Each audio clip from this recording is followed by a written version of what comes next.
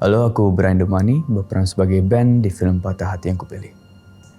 Pernah lah, it's a part of life yang dimana kita harus melewati itu.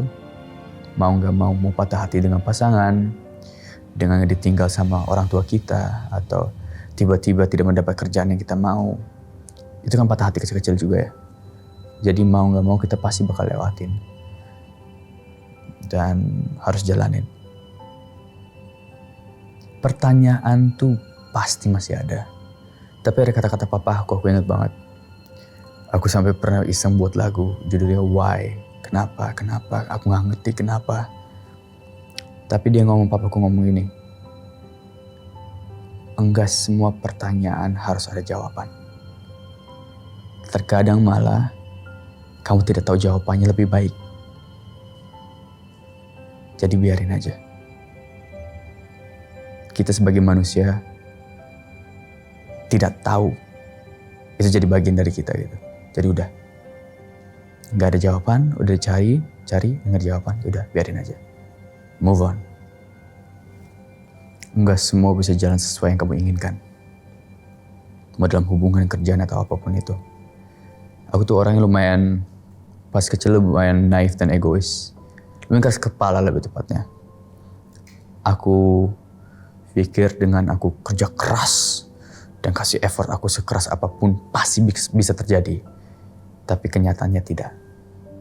Dan kalau itu tidak terjadi, gak apa-apa. Yang penting kita sadar kalau kita udah kasih all that we have.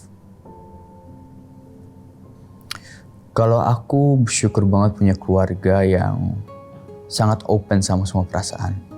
Makanya aku bisa jadi main di dunia perfilman juga gitu. Jadi kayak mindset laki-laki tidak boleh nangis sempat ada. Atau tidak boleh sedih sempat ada.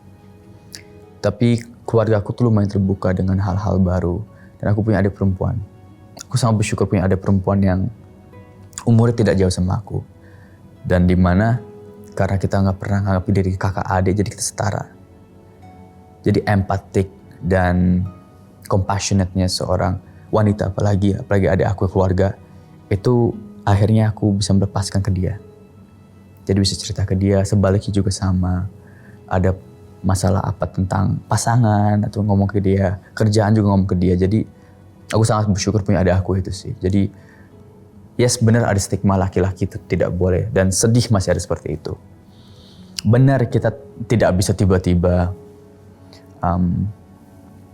lebay banget juga gak boleh. Tapi ya, trust me, laki-laki tuh banyak banget perasaan yang dipendam.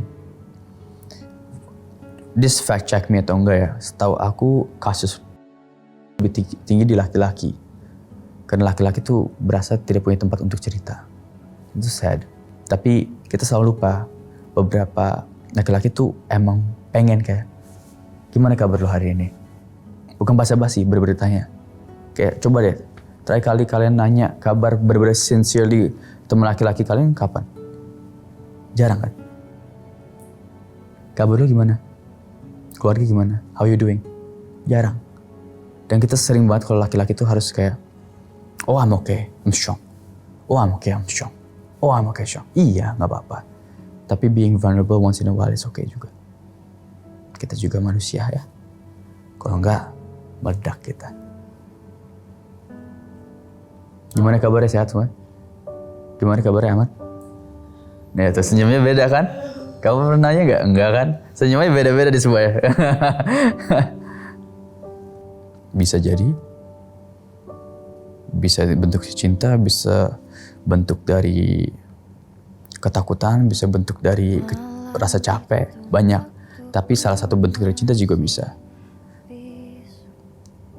Melepaskan orang karena cinta tuh beneran ada. Pedih, sakit, tapi ada.